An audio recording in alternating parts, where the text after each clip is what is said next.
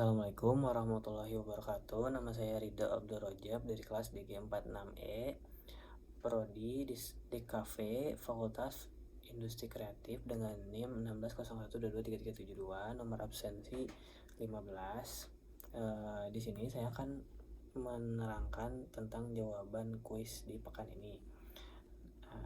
Di soal pertama ada manusia dari aspek historis, biologis, kecerdasan, sosial, dan spiritual. Manusia punya 5 sisi penting dalam hidupnya, yaitu sejarah, tubuh, akal, hubungan sosial, dan spiritual.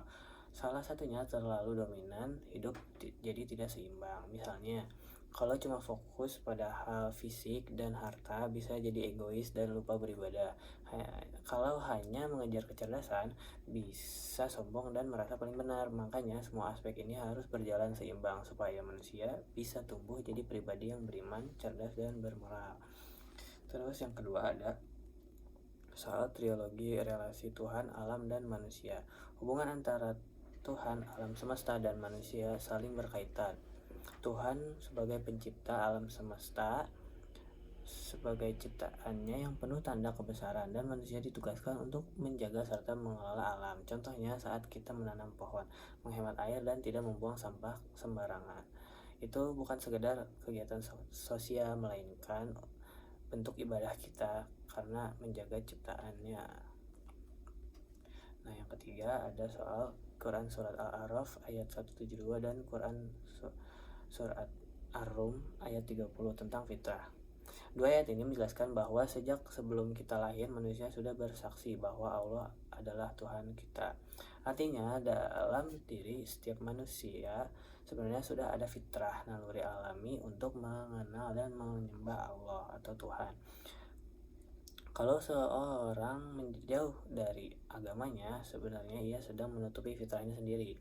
Dengan beribadah dan berbuat baik, fitrah itu akan kembali tumbuh kuat. Yang keempat ada soal bentuk-bentuk hidayah dan makna belum dapat hidayah.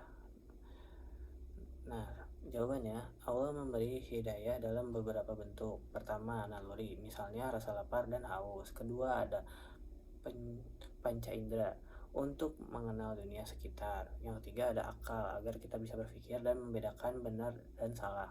Dan keempat, hidayah agama, yaitu petunjuk lewat wahyu. Jadi, kalau ada yang bilang saya belum dapat hidayah, sebenarnya Allah sudah memberikan, tinggal kita sendiri yang membuka hati tidak untuk menerimanya. Oke, yang kelima ada soal sikap seorang muslim terhadap takdir.